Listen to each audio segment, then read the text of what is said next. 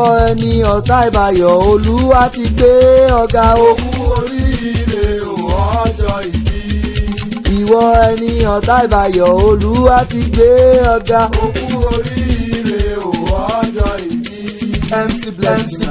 okú oríire àlọ́ okú oríire ọjọ́ ìbí tòní tó tún bọ́ ọ láyé. mo mọ̀ pé mo bọ́ ọ láyé mo sì pè ọ́ lóko ókọ là á pọba aládé ókọ là á pèjòyè. ọ̀nàrẹ́bù àbáyọ̀mí tẹ̀là olólóríire òní tí mo wá kí mọ̀ dágọ̀jọ̀gọ̀jọ̀ bàbá olóríire. aláṣẹ àtolùdarí iléeṣẹ́ Youngchem Global Investment Limited máa wọlé mọ́ rọra olú ọmọ of Agbára Kingdom ni mò ń kí lọ́wọ́lọ́wọ́ ẹni ìyẹn ní ẹ̀yẹ. akínrógun of Adó-Odò aláàfin àdínì lágbára mọ̀ wọlé bàbá rẹ̀. gbọ́basáyé of Ìgbẹ̀sàland òun náà tún ní National Exco PDP làbújá oríire òní burú okú oríire àjọ̀dún oríkádùn èyí tó tún bọ́ ọ láyé.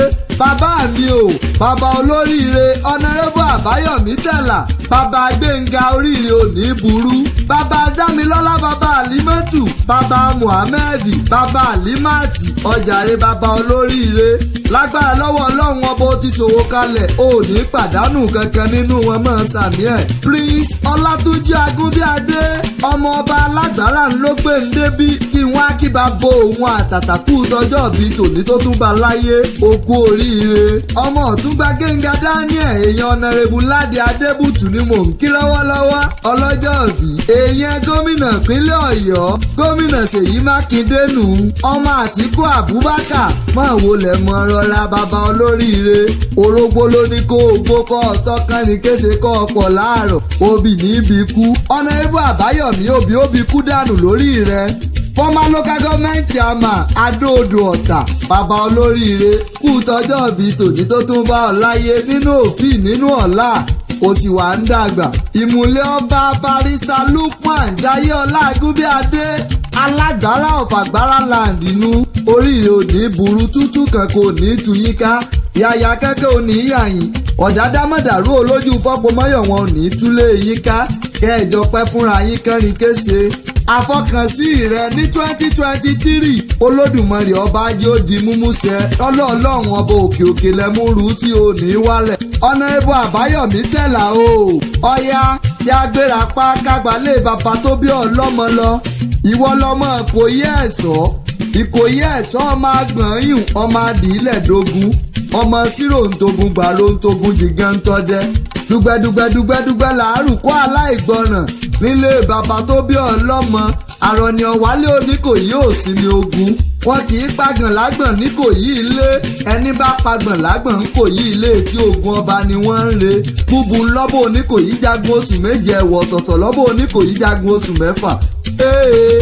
ogun àjàwẹ̀yìn ló mẹ́sàn-án wù mí ogun ojoojúmọ́ ní múlẹ̀ gbọ́n sún mi lọ ńlẹ́ o ẹni Ìkòyí bá ta lọ́fà tí ọ̀bá kú ìwòye ọdún mẹ́ta òní orí ni wọ́n ti wọ́wé porogodo gẹ́gẹ́ bí iṣu àrọ̀nì ọ̀wálé oníkòyí ò sinmi ogun lílọ ọmọ sírò ń togun gbàrò ń togun dìgá ń tọ́jẹ́ dùgbẹ́dùgbẹ́dùgbẹ́ làárù kó aláìgbọràn.